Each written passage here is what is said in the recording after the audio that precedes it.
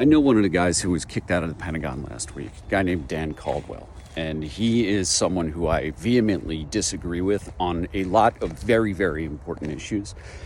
But I've known him for over 10 years. And despite all of those really important disagreements about things like the way the veterans' healthcare system works, I find Dan Caldwell to be an honorable person. And I personally find it very suspicious that he and some of his colleagues, who are Pete Hegseth's closest advisors and have been for a decade plus, find it very, very weird that they're among the ones who are purged.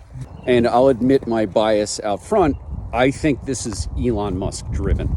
If it is not Elon Musk driven, I think it is likely driven from the more pro-war camp, or pro-interventionalist. I know Dan and his colleagues from Concerned Veterans for America, which is what Pete Hegseth used to be the executive director of. In a prior version of Concerned Veterans America, before they were most interested in trying to dismantle the VA, again, disagree a lot with Dan on this. Before it was CVA, Pete Hegseth ran a group called Vets for Freedom, which was a just rabidly pro-Iraq war group. It was a group that, led by Hegseth, would attack anti-war veterans like myself and a lot of my colleagues. Now, when Dan became part of Concerned Veterans for America, he was on part of their government affairs or legislative staff, and that's how I interacted with him.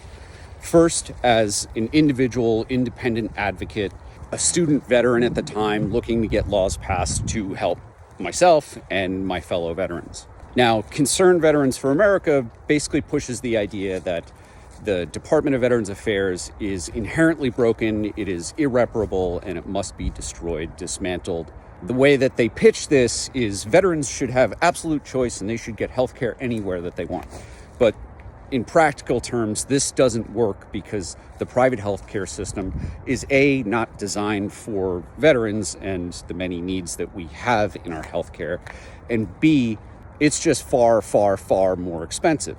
So the ultimate goal, maybe not of Concerned Veterans for America's individual advocates, but for their funders, their goal was to reduce the tax burden on billionaires. That's the Koch brothers. The Koch brothers, like Dan, are anti-interventionalist, meaning that they would prefer not to send troops to war.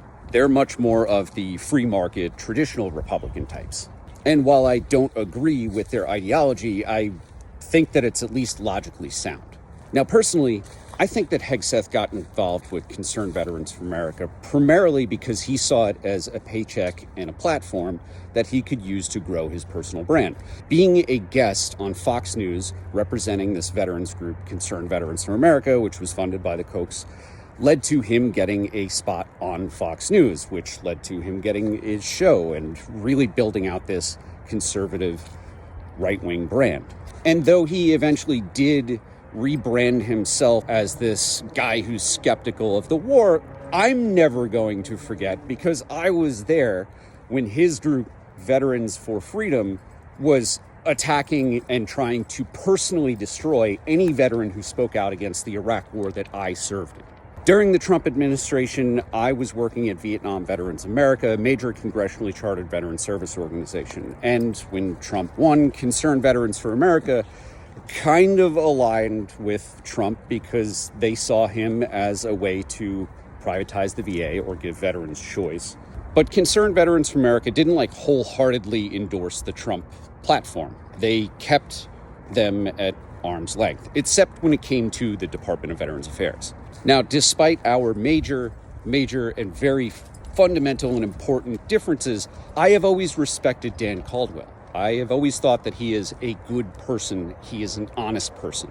Just that our beliefs do not align, that they are adamantly opposed. But in his heart of hearts, I think Dan is a good person.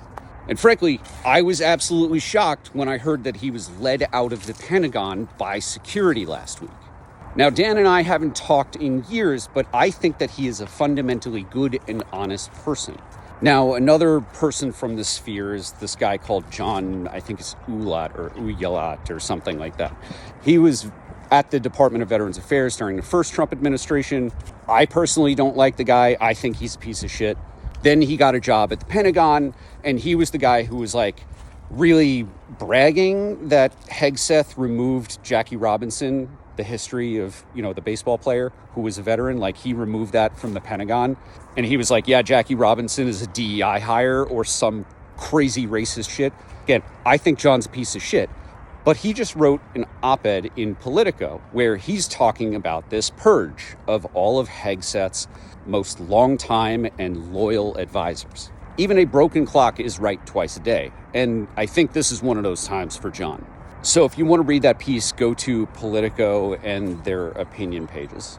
But bringing this back to the beginning, to see Dan Caldwell pushed out like this, along with a couple of his colleagues, people who I know to be among Hegseth's longest term and most loyal advisors, I think that's highly, highly suspicious. And while I don't have any inside knowledge, knowing these people as I do, I can think of only two reasons why Dan would be pushed out this way. One is because of Elon Musk and some sort of corrupt intent that Elon Musk has, and he's trying to get rid of people who Hegseth trusts. Or number two, Dan and his colleagues are being pushed out by a more pro-war, pro-interventionist, and frankly pro-war crime contingent that gets to where Pete Hegseth really came from in his days of Vets for Freedom. So what do you think?